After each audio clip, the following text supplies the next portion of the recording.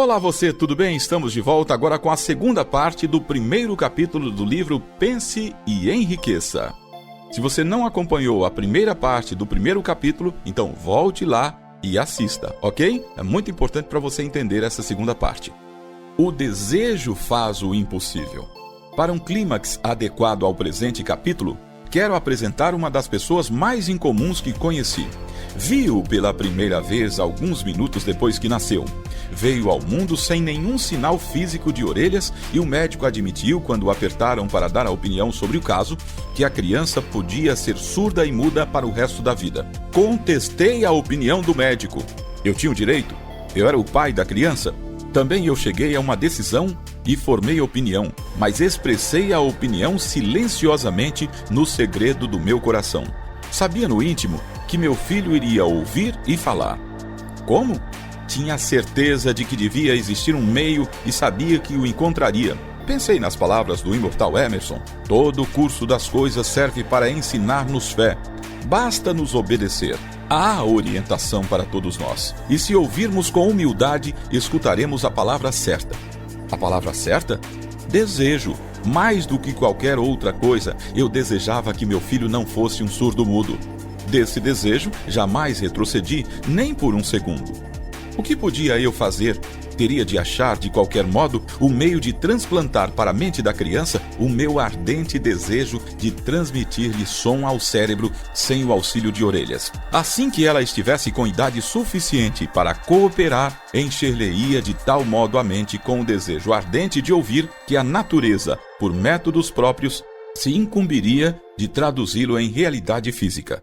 Esse raciocínio todo teve lugar em meu cérebro e eu não o mencionei a ninguém. Todos os dias renovava o juramento que fizera a mim mesmo de que meu filho não seria surdo-mudo. Com o correr dos anos, quando começou a notar as coisas ao seu redor, observamos que tinha um leve grau de audição. Ao chegar à idade em que as crianças geralmente começam a falar, não fez a menor tentativa nesse sentido, mas percebíamos por suas ações que ouvia vagarosamente certos sons. Era tudo o que eu queria saber. Estava convencido de que, se ele pudesse ouvir, mesmo um pouco, poderia desenvolver mais capacidade de audição. Algo aconteceu então que me deu esperanças. Veio de uma fonte totalmente inesperada. Encontramos um caminho. Compramos um fonógrafo. Quando a criança ouviu a música pela primeira vez, entrou em êxtase e imediatamente se apossou da máquina. Certa vez colocou e recolocou o mesmo disco durante quase 2 horas, postando-se diante do fonógrafo com os dentes fincados no canto do estojo. O significado desse seu hábito bem formado só se nos tornou claro anos mais tarde, pois não tínhamos ouvido falar ainda no princípio da condução do som através dos ossos. Pouco depois que se apossou do fonógrafo, descobri que me ouvia claramente quando eu falava com os lábios tocando seu osso mastoide na base do crânio. Tendo constatado que ele podia ouvir perfeitamente o som da minha voz, comecei a transferir imediatamente à sua mente o desejo de ouvir e falar. Cedo descobri que gostava de histórias na hora de dormir, de modo que me pus a trabalhar criando histórias destinadas a desenvolver-lhe a autoconfiança, a imaginação e um desejo agudo de ouvir e ser normal. Havia uma certa história a qual eu dava ênfase, acrescentando-lhe uma cor nova e dramática a cada vez que a contava. Destinava-se a implantar-lhe na mente a ideia de que seu mal não era uma deficiência, mas sim qualidade de grande valor. Apesar do fato de que todas as filosofias que estudei indicarem claramente que toda a adversidade traz em si a semente de uma vantagem equivalente, devo confessar que não tinha a menor ideia de como esse mal poderia, algum dia, tornar-se um bem. Nada podia detê-lo. Ao analisá-lo agora em retrospecto à experiência, vejo que a fé que meu filho em mim depositava teve muito a ver com os assombrosos resultados. Não punha em dúvida nada do que eu lhe contava. Convenci-o de que possuía uma vantagem clara sobre o irmão mais velho, e que essa vantagem se refletiria sobre ele mesmo de muitas maneiras. Por exemplo, os professores na escola observariam que ele não tinha orelhas e, por causa disso, dar-lhe-iam atenção especial, tratando-o com extraordinária bondade. Sempre o fizeram. Convenci-o também de que, quando tivesse idade suficiente para vender jornais, o irmão mais velho já se tornara jornaleiro, teria grande vantagem sobre o irmão, pois as pessoas lhe pagariam a mais pelo produto, vendo que ele era um menino inteligente, aplicado, apesar de não ter orelhas. Quando estava com 7 anos, demonstrou a primeira evidência de que nosso método de programação da mente estava produzindo resultado. Durante meses, implorou o privilégio de vender jornais, mas a mãe não quis dar o consentimento ao projeto. Finalmente, resolveu tomar o assunto em suas próprias mãos. Uma tarde, quando ficou em casa com os criados, subiu à janela da cozinha, caiu sentado no chão e saiu sozinho. Tomou emprestado 6 centavos do sapateiro da vizinhança, investiu-os em jornais, vendeu-os, reinvestiu o capital e continuou repetindo o processo até tarde da noite. Após o balanço das contas e de pagar os 6 centavos que pedira emprestado ao seu banqueiro, teve um lucro líquido de 42 centavos. Ao chegarmos em casa naquela noite, encontramo-lo na cama, dormindo, apertando o dinheiro na mão. Sua mãe abriu-lhe a mão, tirou as moedas e chorou. Ora essa, chorar pela primeira vitória do filho parecia tão fora de propósito. Minha reação foi o oposto. Ri de todo o coração, pois sabia que minha tentativa de implantar na mente da criança uma atitude de fé em si mesmo obtivera sucesso. Sua mãe viu nessa primeira aventura comercial o menininho surdo que saíra pelas ruas, arriscando a vida para ganhar dinheiro. Eu vi um pequenino homem de negócios corajoso, autoconfiante, ambicioso, cuja confiança em si mesmo aumentara 100% porque entrara nos negócios por iniciativa própria e vencera. A transação me agradou porque percebi que provara ser capaz de recursos que o acompanhariam pela vida inteira. Uma brecha na audição.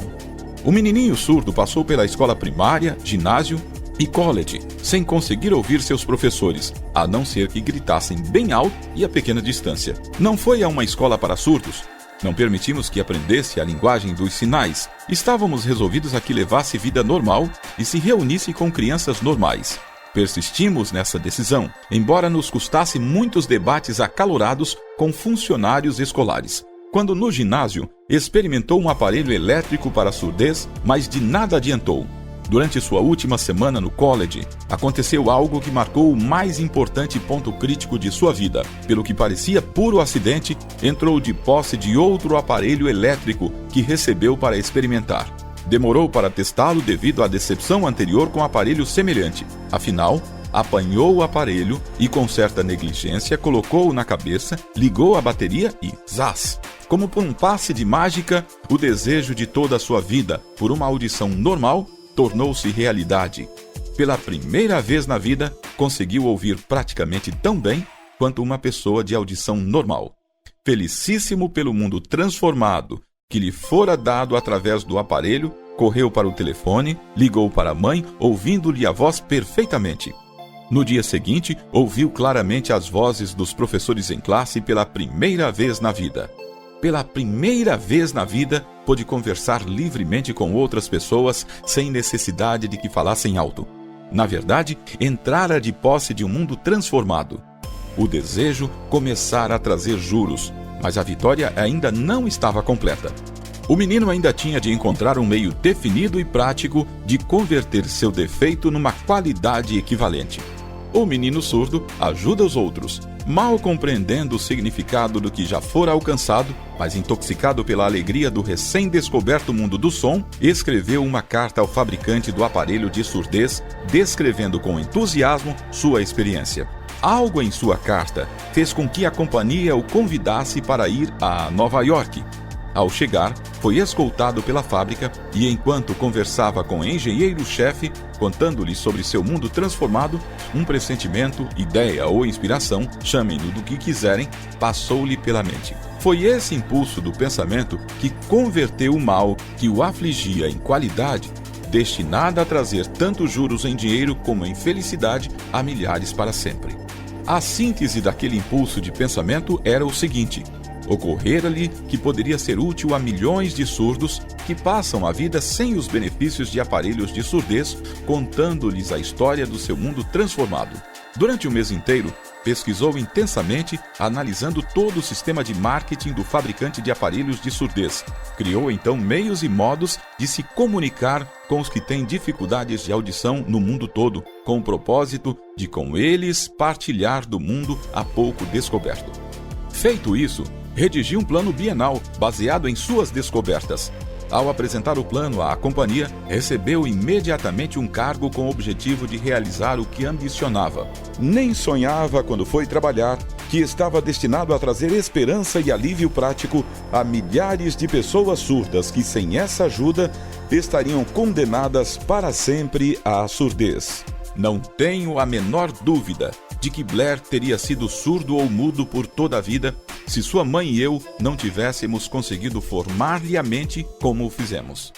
Quando lhe plantei na mente o desejo de ouvir e falar, de viver como pessoa normal, com esse impulso lhe transmiti uma estranha influência que fez a natureza se tornar construtora de pontes, eliminando o golfo entre seu cérebro e o mundo exterior. Na verdade, o desejo ardente tem meios tortuosos de transmudar-se em equivalente físico. Blair desejava a audição normal. Agora ele a tem. Nasceu com um defeito que poderia facilmente jogar alguém que tivesse um desejo menos definido à rua. E uma latinha. A pequena mentira branca que eu lhe implantara na mente, quando ele ainda era criança, levando-o a crer que seu defeito se tornaria uma grande qualidade, justificara-se. Nada existe em verdade, certo ou errado, que a crença aliada ao desejo ardente não possa tornar real. Essas qualidades estão à disposição de qualquer pessoa. Desejo produz mágica para uma cantora. Um curto parágrafo num despacho de jornal referente a Madame Schumann-Reich fornece-nos a pista para o sucesso estupendo como cantora dessa mulher incomum. Cito o parágrafo porque a pista que contém não é senão o desejo. No começo de sua carreira, Madame Schumann-Reich visitou o diretor da ópera da corte de Viena para que lhe testasse a voz, mas ele não o fez. Após um olhar à moça mal vestida e tímida, exclamou não muito gentilmente: "Com esse rosto e sem nenhuma personalidade, como pode esperar vencer na ópera? Minha filha, desista da ideia, compre uma máquina de costura e vá trabalhar. Você nunca poderá ser cantora." Nunca é um longo tempo. O diretor da ópera da corte de Viena conhecia bem a técnica do canto, mas conhecia bem pouco o poder do desejo quando assume as proporções de uma obsessão. Se tivesse conhecido melhor esse poder, não teria cometido o erro de condenar um gênio sem dar-lhe uma oportunidade. Há muitos anos, um de meus sócios comerciais adoeceu.